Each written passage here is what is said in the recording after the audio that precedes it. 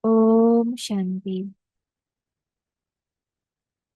Mengapa harus ingatan? Kenapa kita harus mengingat? Jiwa adalah paramatma yang kita sebut Shiv Baba. Kita juga menyebut beliau Tuhan. Beliau adalah sang kebenaran yang mutlak. Inilah mengapa kita menyebut beliau gelar Satyam, Satya, Sat. Artinya beliau adalah sang kebenaran yang mutlak, yang tertinggi. Sekarang mari kita pahami kata kebenaran. Kebenaran itu sangat sederhana. Kebenaran itu sangat lurus, sangat sederhana. Kebenaran itu tidak perlu dibuktikan. Kebenaran itu akan terbukti sendiri. Maka ini adalah definisi kebenaran. Sebaliknya ada kepalsuan. Apa itu kepalsuan? Kepalsuan artinya manipulasi, ada banyak sekali pernak-pernik, ada terlalu banyak informasi, sehingga kepalsuan itu kelihatannya seperti kebenaran. Padahal kebenaran itu sederhana dan jujur dan langsung, sedangkan kepalsuan itu banyak pernak-pernik, berliku-liku, banyak pikiran. Tuhan adalah sang kebenaran yang mutlak, yang tertinggi. Ketika Tuhan datang ke bumi, beliau mengajarkan kita bagaimana cara mengingat beliau.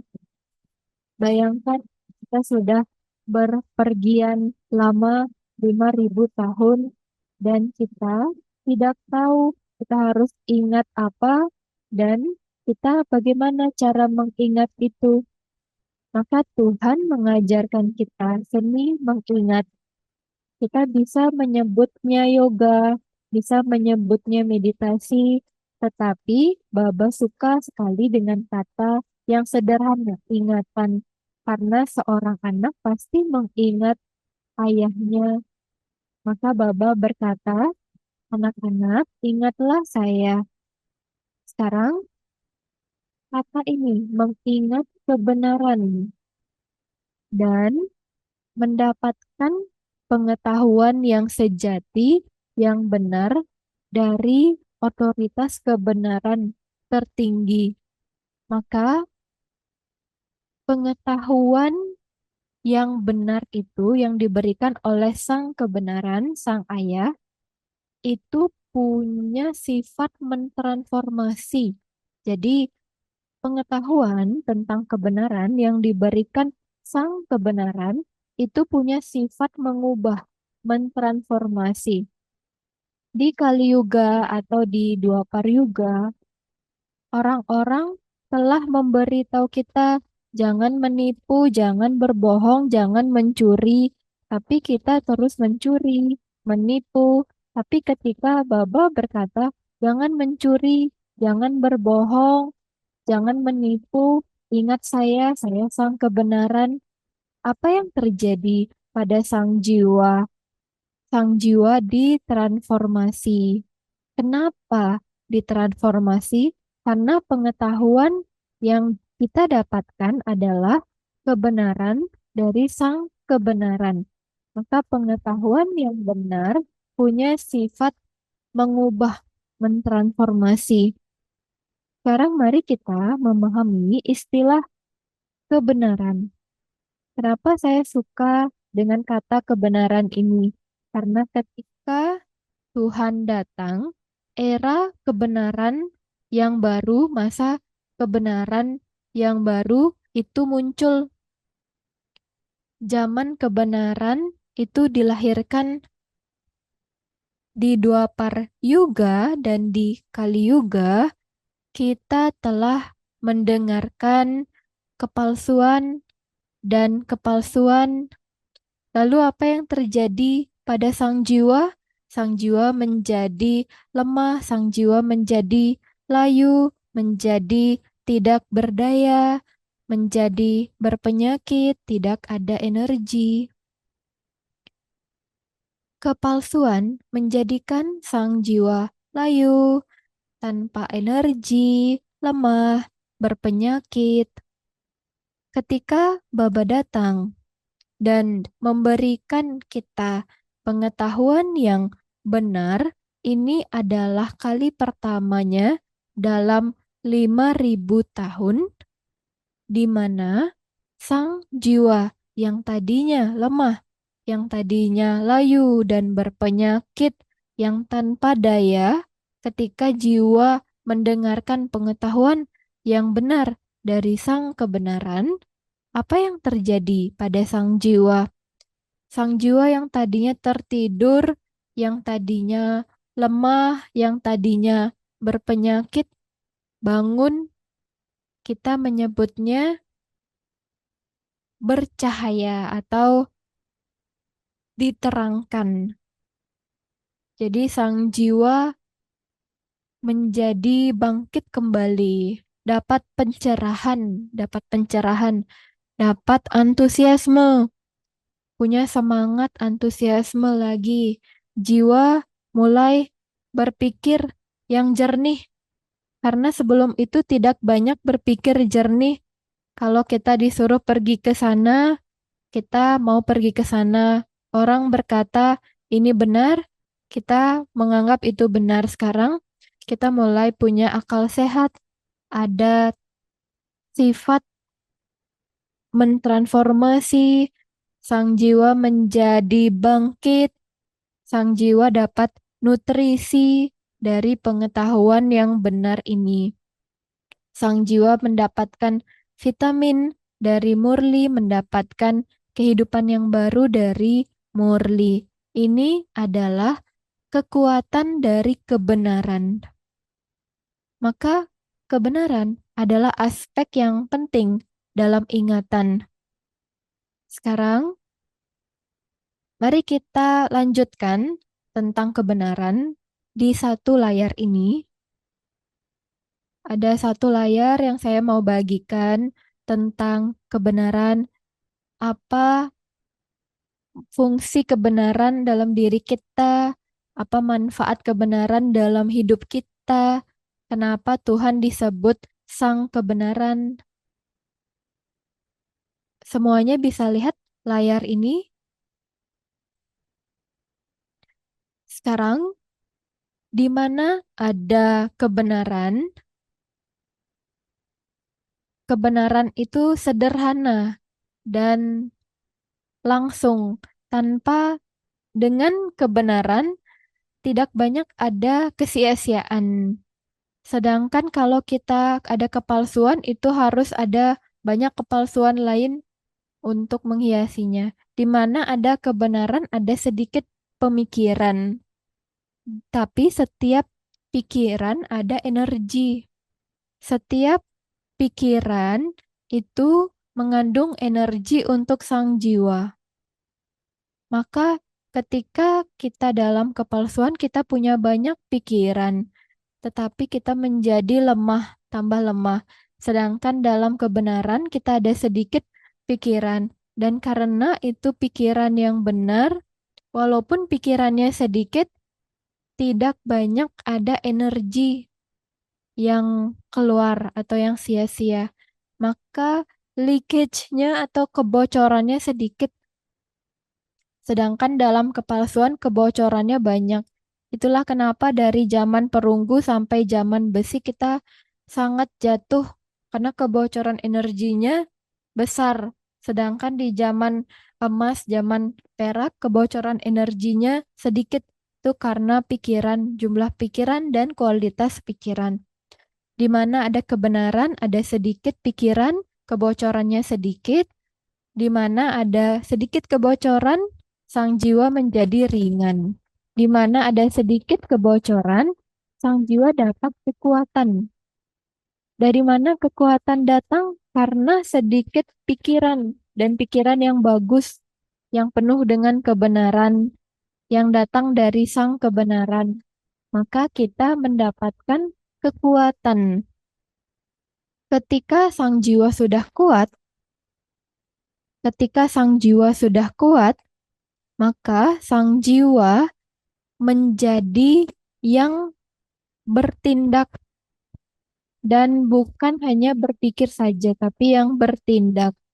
Sekarang mari kita pahami, di zaman perunggu dan zaman besi, kita berpikir banyak. Kalau saya melakukan ini, maka ini akan terjadi dan saya bisa melakukan itu besok, saya akan lakukannya, saya akan menyelesaikannya besok. Kita berpikir sebelum melakukan. Tapi di zaman emas dan di zaman perak, pikiran, perkataan, perbuatan itu selaras.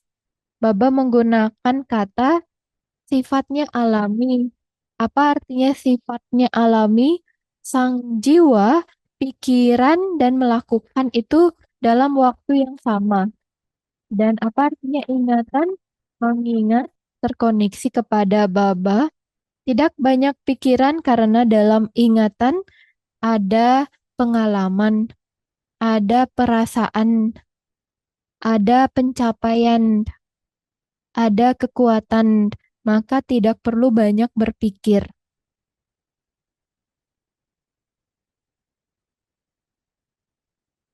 Ketika sang jiwa kuat, maka sang jiwa mendapatkan kemampuan menjadi alami, punya sifat yang alami.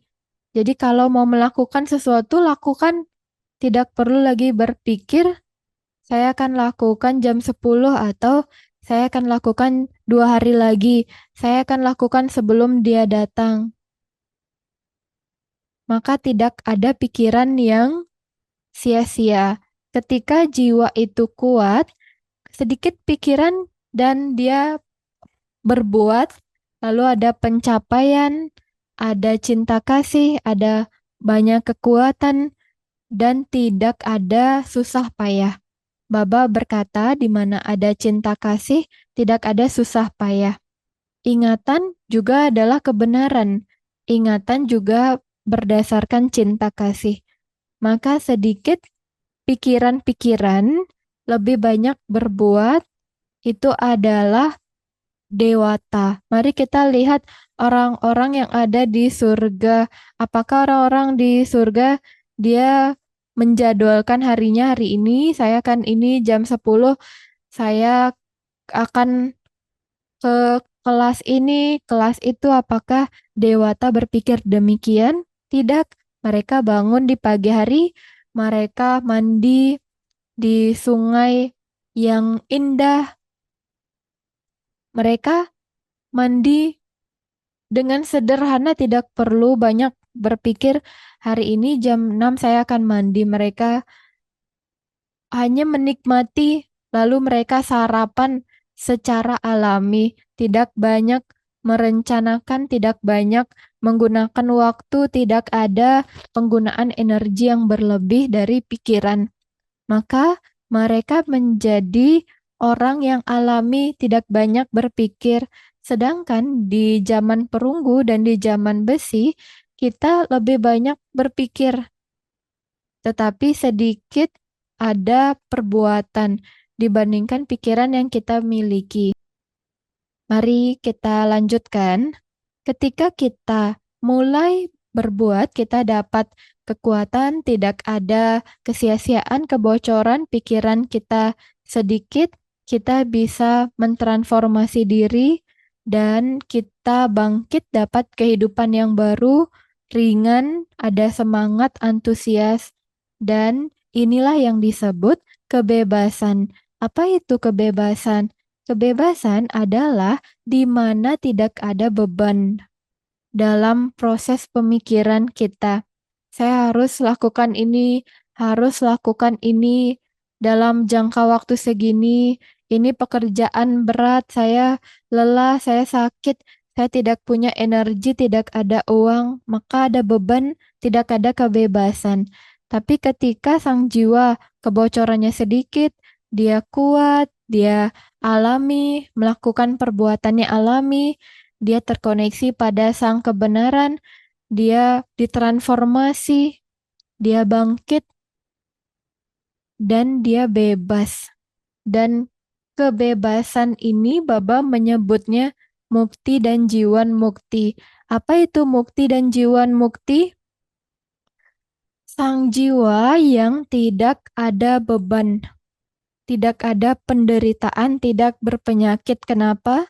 Karena jiwa itu terhubung pada sang kebenaran dan mendapatkan pengetahuan yang sejati. Itulah kenapa sang jiwa menjadi kuat, dia bangkit, kehidupannya tidak ada kebocoran, dan dia melakukan tidak banyak berpikir.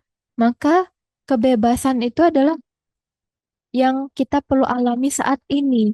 Kita harus menikmati jiwan mukti saat ini. Kita harus bebas dari penyakit, beban, susah payah sekarang. Penderitaan harus kita terbebas dari itu sekarang. Karena kalau kita ke zaman emas, zaman perak, kita harus bebas, tidak perlu belajar lagi di sana. Dan kita mendapatkan pengetahuan dari sang kebenaran yang mentransformasi kita. Kita ditransformasi hari ini. Tidak ada susah payah, ada semangat dan antusias. Mari kita lihat tampilan tadi.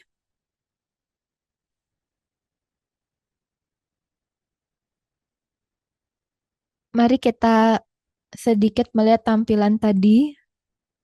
Sekali lagi, mari kita ringkas di mana ada kebenaran, ada transformasi, dan zaman baru muncul, pikirannya sedikit, kebocorannya sedikit, lebih banyak kekuatan, lebih banyak perbuatan, sedikit berpikir, ada kebebasan, dan itu harus dialami sekarang. Tidak ada susah payah, hanya semangat dan antusias. Baik, sekarang mari kita ke selanjutnya. Kenapa ingatan? Kenapa ingatan itu penting? Dalam sains, Baba bicara tentang sains dan keheningan silent. Dalam sains kita menggunakan kepala, kita menggunakan logika, kita menggunakan kekuatan benda duniawi, maksudnya kekuatan duniawi, uang, gengsi, jabatan, kekayaan. Itu kan kekuatan duniawi. Senjata yang ego, menuntut, memeras, itu.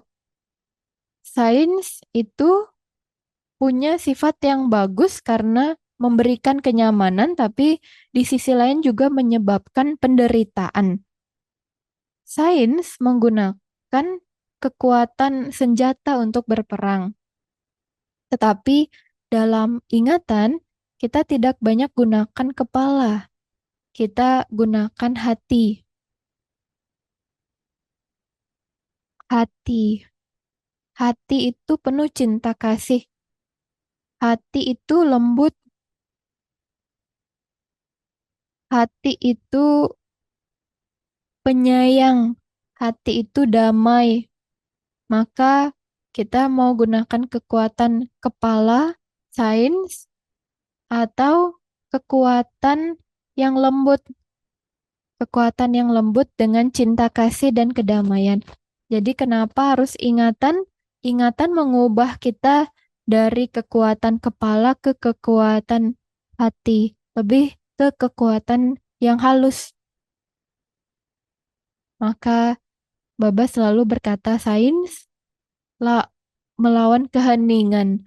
Silent. Baba mengajarkan kita silent. Keheningan.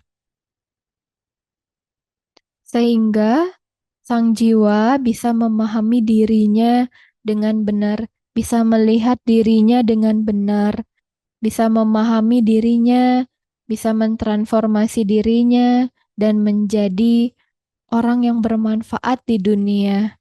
Badan yang kita pakai ini itu adalah jembatan. Jembatan yang menghubungkan dua hal. Jadi, sang jiwa adalah sosok Dan dunia di luar adalah juga perwujudan. Jadi sang jiwa memakai badan untuk terkoneksi pada dunia fisik. Badan kita yang kita pakai sangat penting karena tanpa badan kita tidak bisa terhubung ke dunia fisik ini. Inilah kenapa Baba berkata, selagi ada waktu yang singkat ini, selagi Anda ada di badan, ingat saya, karena ini adalah waktu satu-satunya di mana kita punya jembatan antara jiwa dan medan karma dunia ini. Kita bisa ciptakan banyak karma bagus dengan badan ini, pakai badan ini. Maka Baba berkata, Anda selagi punya waktu yang singkat ini, gunakan itu dengan cara yang sangat bermanfaat. Dengan cara yang bermanfaat. Ketika saya mengingat Baba dalam keheningan. Saya dengan hening terkoneksi terhubung kepada Baba. Dan mental saya menciptakan atau kita jiwa menciptakan dunia baru di dalam diri kita. Jadi dunia baru yang kita sebut surga itu terlahir di dalam diri kita. Kita menyadari bagaimana caranya bertindak di dunia baru. Kita harus lakukan apa, bagaimana perbuatan kita, apa pikiran kita, bagaimana relasi kita, seperti apa dunianya. Kita menciptakan itu di dalam diri. Kita adalah aktor. Kita paham peran kita di masa depan. Kita paham dunia yang akan kita tuju. Kita bisa lihat di dalam diri kita. Baba telah memberikan kita gambarannya, dan itu ada di dalam diri kita, sang jiwa. Kita paham bahwa kita aktor yang sedang menghuni dunia lama ini harus ke dunia baru. Maka persiapan apa yang kita perlukan, apa saja yang perlu kita persiapkan. Ingat Tuhan, sang kebenaran, ingat pengetahuan yang benar, ingat karma yang benar, ingat dunia satyuga, ingat kebahagiaan yang abadi, diri kita yang sejati, dan sifat kita yang alami. Maka ingatan itu sangat penting. Setiap pikiran kita yang dari ingatan itu bagaikan permata. Kita tidak bisa menilainya karena itu sangat berharga. Lalu, brother dan sister, saya ada satu poin yang saya baca di suatu tempat dan poin ini sangat menakjubkan. Ini adalah poin yang indah dan poin itu adalah hanya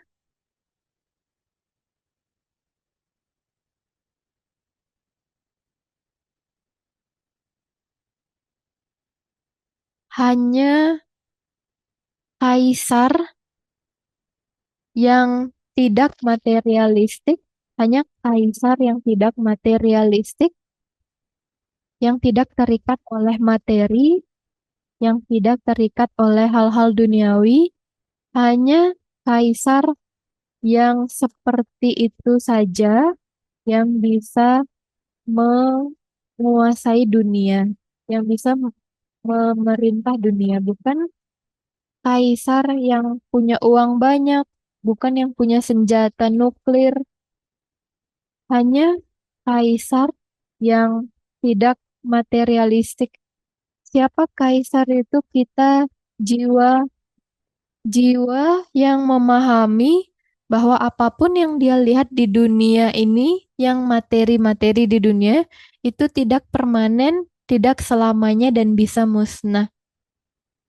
Maka saya, sang jiwa yang tak terikat, saya tidak ingin apapun dari dunia fisik ini, karena saya tahu hal-hal di dunia fisik ini tidak permanen, maka saya akan lebih menyimpan harta-harta yang tak termusnahkan.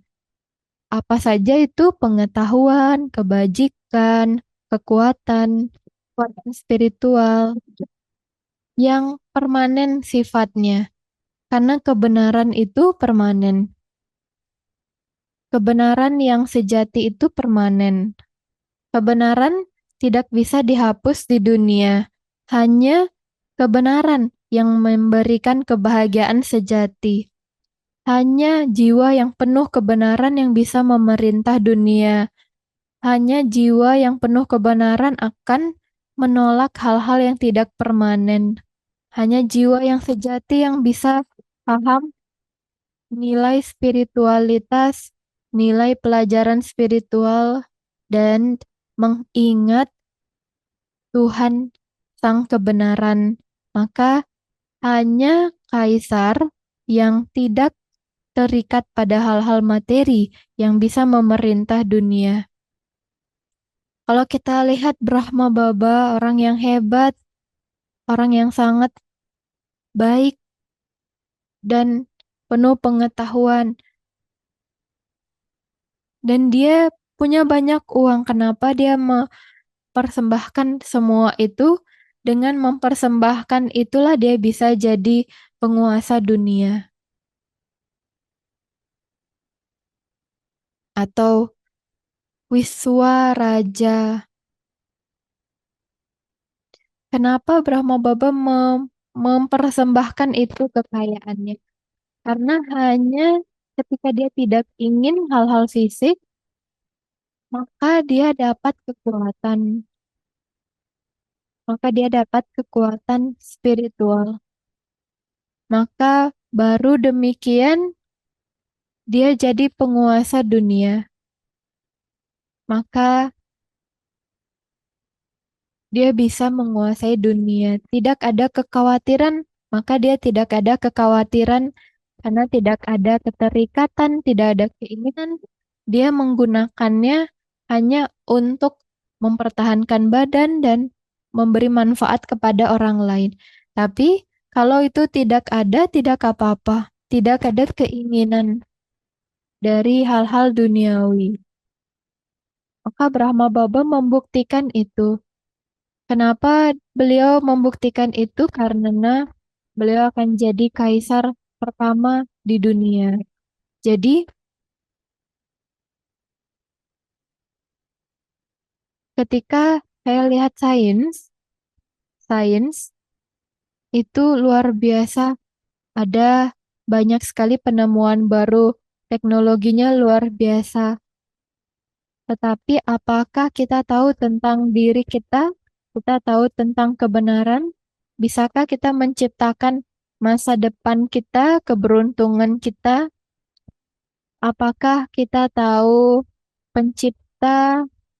Apakah kita tahu tentang diri kita? Tidak ada. Sains teknologi itu luar biasa, tetapi kita tidak memahami diri kita. Tetapi sains membantu kita untuk berkeliaran ke sana kemari. Apa yang ada di bulan? Apakah di bulan ada air? Bisa ada daratan yang cocok? Kita ke planet lain mencari kekayaan baru, mencari properti baru, menambah uang lebih banyak. Sains membuat kita berkeliaran, mental kita mengembara ke sana kemari. Tapi keheningan atau silence itu semuanya masuk ke dalam diri, masuk ke dalam diri. Tidak keluar tetapi ke dalam. Itu keheningan. Kita menyentuh hati kita, menyentuh Tuhan. Kita bisa memahami perasaan kita, memahami diri kita yang sejati, memahami kelembutan di dalam diri kita, melihat keindahan diri kita, melihat kekuatan cinta kasih di dalam diri kita, dan mengalami kedamaian diri. Kita punya belas kasih, kita memahami diri kita memahami Tuhan, kita memahami bahwa kita adalah aktor, dan kita mempersiapkan untuk ke dunia baru. Jadi keheningan membuat kita masuk ke dalam diri, tidak mengembara cari-cari kekayaan di luar. Bukan cari kekayaan di luar karena harus yang di dalam diri terlebih dahulu, bukan yang di luar terlebih dahulu. Maka sains tidak akan pernah memberi kita kebahagiaan yang sejati, yang jangka panjang. Kebahagiaan yang jangka pendek mungkin, bukan jangka panjang. Itulah sains dan silent. Apa ingatan? Ingatan itu memahami diri. Apa yoga? Yoga itu memahami diri, menyentuh hati diri. Meditasi artinya apa? Menyentuh Tuhan, terhubung pada Tuhan kebenaran. Maka ada komunikasi yang hening antara sang jiwa dan Tuhan. Relasi yang hening dan menjalin relasi yang abadi. Relasi yang membuat kita berkembang, membantu kita jadi kuat, membantu kita menjadi penguasa, dan membantu kita bantu jiwa lain. Hanya jiwa-jiwa yang penuh kekuatan, yang full, yang penuh bisa membantu jiwa lain. Jika ada kekosongan di dalam diri kita, maka ada kesengsaraan, ada kelemahan, tidak bisa kita berbagi kepada orang lain. Dan Baba berkata, beri, beri, beri. Apa yang kita berikan? Kebahagiaan, memberikan kepuasan, memberikan cinta kasih, memberikan kerjasama. Jiwa yang mana yang bisa memberikan semua ini? Jiwa yang mana yang bisa memberikan semua ini? Jiwa yang telah menyentuh kebenaran. Jiwa yang telah menyentuh kebenaran. Jiwa yang telah menyentuh kebenaran dan telah jadi kuat bisa memberi, bisa menjadi donatur. Dan kata dari donasi ini dari jiwa ke jiwa lain disebut punya. Jiwa yang menjadi donatur itu punya atma. Bukan dewatma, bukan dharmatma, tapi punya atma. Jiwa dermawan. Artinya jiwa yang sadar akan dirinya dan dia memberikan realisasi kepada jiwa lain yang belum menyadari dirinya. Maka untuk generasi demi generasi, kelahiran demi kelahiran, dia jadi punya atma. Kelahiran demi kelahiran, dia selalu sadar diri. Maka cinta kasih yang tertinggi, cinta kasih yang tertinggi, cinta kasih yang terindah dari segalanya adalah cinta kasih sang jiwa kepada sang jiwa yang maha tinggi.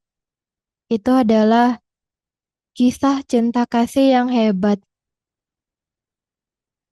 Kenapa disebut kisah cinta kasih yang hebat? Karena di pemujaan dari zaman perunggu sampai ke zaman besi, kita mencari-cari cinta kasih yang benar, mencari-cari sahabat yang benar, mencari-cari kebahagiaan yang sejati. Kita mencari cinta kasih, kita mencari keabadian, kita mencari cara mengakhiri kesengsaraan penyakit kita. Tapi sayangnya kita memohon Kita berkata kepada Tuhan, Tuhan, tolong bantu saya. Tuhan, tolong selamatkan saya, tunjukkan saya jalan. Tapi sekarang kita punya cinta kasih yang tertinggi dalam ingatan. Ingatan dengan cinta kasih yang tertinggi. Ketika jiwa terkoneksi kepada jiwa yang maha tinggi, maka cinta kasih murni ini bukan hanya memelihara kita 5.000 tahun, kita jadi jiwa dermawan untuk memelihara jiwa lain kelahiran demi kelahiran. Maka dalam cinta kasih ini ada konsentrasi, ketajaman, ada kejujuran, ada kebenaran, ada kebangkitan, ada pencerahan. Kita bangkit kembali dari yang tadinya kita tertidur. Maka dalam cinta kasih ini ada kebangkitan jiwa bangun dan membangunkan jiwa lain. Hanya jiwa yang terbangun yang bisa berperan di dunia baru. Jiwa-jiwa yang tertidur tidak bisa di dunia baru. Mereka masih terikat pada badan.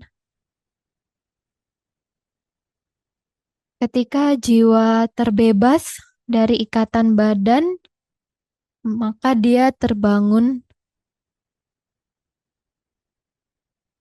Jadi itu yang disebut jiwan sambanden, artinya jiwa yang terbebas dari ikatan.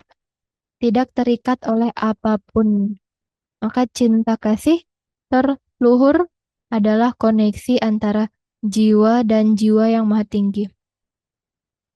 Kita bicara tentang cerita cinta kasih Laila Majnun tapi itu cinta kasih satu kelahiran. Tetapi cinta kasih Tuhan sangat besar. Untuk 63 kelahiran kita cari-cari cinta kasih Tuhan di manusia. Tapi apakah kita dapat? Tidak. Apakah kita menemukan Tuhan? Tidak. Jadi kita menderita dalam pencarian kita. Pencarian kita telah berakhir. Jadi pencarian kita menemukan kegagalan. Maka Tuhan sekarang datang untuk menyelamatkan kita. Apakah kita menemukan Tuhan atau Tuhan menemukan kita? Tuhan menemukan anak-anaknya. Bagaimana anak tahu ayahnya? Harus ayahnya yang datang memperkenalkan diri kepada anaknya. Saya ayahmu, ayah harus datang. Bukan kita mencari ayah itu. Maka beliau datang kepada kita karena pencarian kita 63 kelahiran telah gagal. Ketika kita mengingat Tuhan, kita paham bagaimana kita menderita, bersusah payah, kita bekerja keras menemukan beliau. Sekarang kita menemukan beliau, kita tidak boleh susah payah. Jangan lagi bersusah payah. Kenapa? Karena kita sudah kerja keras 63 kelahiran. Kita sudah menemukan beliau. Apakah kita harus kerja keras? Kita harus jadi alami. Cintailah diri, cintailah Tuhan. Ketika kita menemukan Tuhan, ketika kita menemukan Tuhan, ketika kita menemukan Tuhan, apa yang terjadi? Kita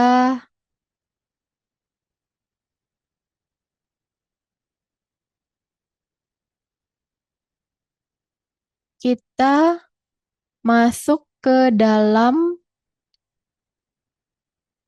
perang yang panjang. Kenapa? Karena kita tidak mau terjebak lagi. Kita tidak mau terikat lagi pada hal-hal duniawi. Kita tidak mau lagi terperangkap oleh hal-hal duniawi. Kita tidak mau lagi terperangkap dari relasi duniawi atau kepemilikan duniawi. Kita tidak mau lagi terperangkap. Jadi kita harus berperang.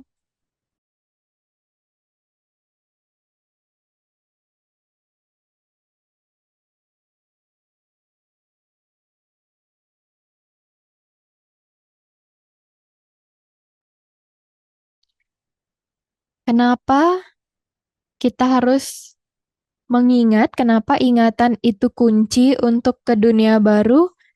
Kenapa ingatan itu kunci untuk Tuhan, menuju Tuhan, untuk kebebasan, untuk pulang ke rumah? Kenapa ingatan adalah kuncinya? Karena kita harus keluar dari ikatan jebakan duniawi, gravitasi dari hal-hal duniawi, dari uang, relasi duniawi, dari nama, dari adat, dari nama dan wujud, supaya kita tidak terikat pada hal-hal duniawi, perangkap duniawi. Kalau kita masih terperangkap oleh budaya atau bahasa atau kelompok atau negara, kita masih berada dalam ikatan jiwan banden, kita masih dalam ikatan, kita belum membebaskan diri dari ikatan duniawi. Dan dunia dan alam jua belum tarikannya kuat dalam diri kita. Kita masih suka di dunia fisik ini. Maka kita harus menjalankan perang yang besar untuk memotong ikatan-ikatan duniawi kita. Benang-benang duniawi, untuk memotong ikatan duniawi dan beban duniawi. Baru kita bisa terbang. Kalau kita belum memotong ikatan-ikatan itu, bagaimana kita bisa perang? Maka ini juga adalah perang di dalam diri sang jiwa. Perang yang tidak terlihat mungkin, tapi perangnya besar, perangnya lama, perang yang membebaskan kita. Tapi perang itu tanpa senjata. Perang itu harus kita pakai pengetahuan. Dan jalankanlah perang ini bersama dengan Tuhan sebagai sahabat kita. Kita berperang bersama dengan Tuhan. Jadi ini adalah perang dalam ingatan. Jadi kita tidak menggunakan mata fisik, tidak menggunakan mata fisik, telinga fisik, tetapi menggunakan mata ketiga.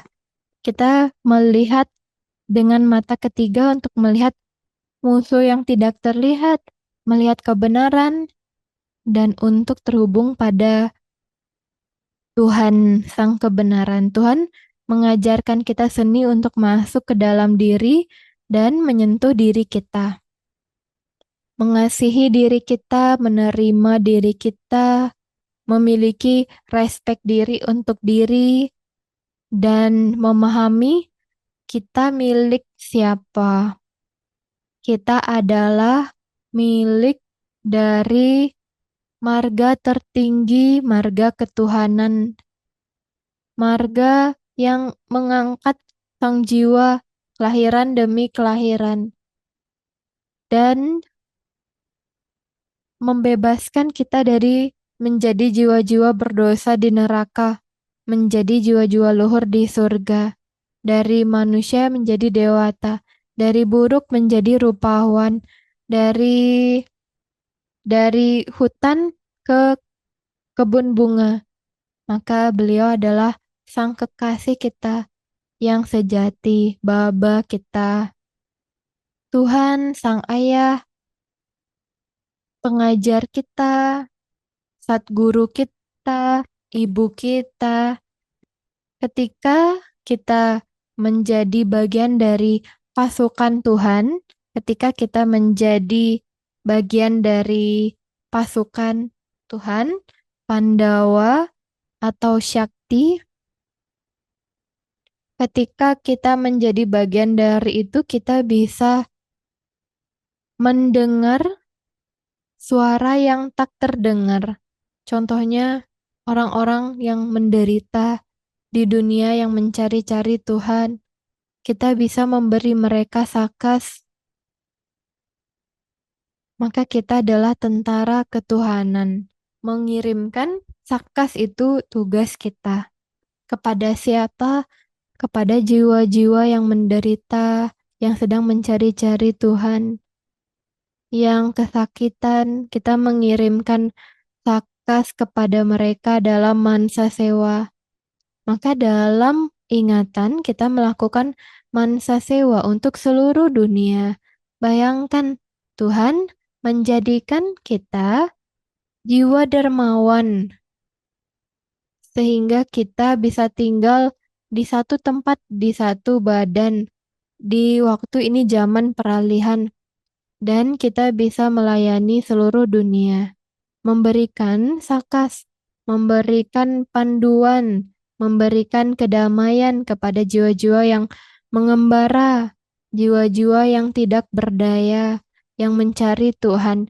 Biarkan mereka melihat harapan, melihat diri mereka dengan lebih jelas. Biarkan mereka mendapatkan energi dari kita dan bisa mengenal Sang Ayah juga. Kita bisa banyak memiliki pencapaian dalam ingatan. Maka ingatan itu sangat penting karena mengandung banyak pencapaian. Kita jadi bebas, kita menciptakan masa depan kita jadi master 3 dunia, kita memahami 3 aspek waktu, kita tidak menyia-nyiakan pikiran kita di masa depan, di masa lalu, kita menciptakan kerajaan masa depan dan membantu jiwa lain menciptakan keberuntungannya, supaya mereka mengenal Sang Ayah dalam pikiran, kata-kata, perbuatan kita, dan koneksi kita. Jadi, ingatan atau yoga atau kita sebut meditasi adalah perjalanan yang hening, perjalanan yang tidak terlihat dari sang jiwa. Dari yang tidak tahu menjadi tahu. Ini adalah perjalanan yang hening sang jiwa dari yang terikat pada dunia fisik menjadi menyentuh alam jiwa di atas sana. Ini adalah perjalanan yang tidak terlihat dari sang jiwa yang dulunya berdosa menjadi jiwa yang suci, menjadi jiwa yang raja, dari jiwa-jiwa yang berpenyakit, yang lemah, menjadi panutan yang hebat, menjadi senjata yang hebat, bisa digunakan oleh jiwa-jiwa di dunia untuk membangunkan dirinya, supaya jiwa-jiwa lain menciptakan keberuntungan mereka sendiri. Maka ingatan itu penting karena ada banyak pencapaian. Baba menggunakan satu kata lagi. Baba bertanya, apakah Anda puas? Apakah Anda puas? Apakah Anda punya keinginan? Apakah Anda punya keinginan? Jiwa yang puas tidak punya keinginan. Tidak mungkin untuk jiwa yang mengasihi Tuhan, yang mengingat Tuhan, dan dia punya keinginan ingin pergi ke sini, ingin pakai ini, ingin makan ini, tidak mungkin karena dia dunia di dalam dirinya terisi, dia sibuk menciptakan dunia keemasan dalam dirinya. Maka ingatlah sang kebenaran Baba yang tanpa wujud jasmani.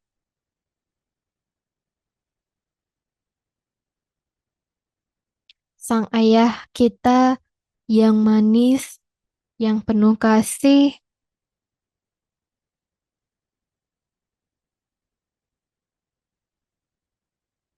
Bisakah ada Baba yang seperti ini dalam 5.000 tahun?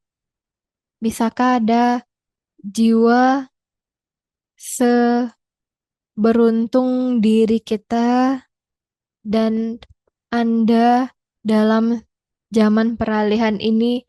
Maka brother dan sister, ingatan itu penting, selalulah mengingat Baba selagi berjalan, beraktivitas, selagi berperan. Tangan boleh melakukan pekerjaan, tapi hati kita terhubung kepada kekasih kita, Baba. Terima kasih banyak. Om Shanti.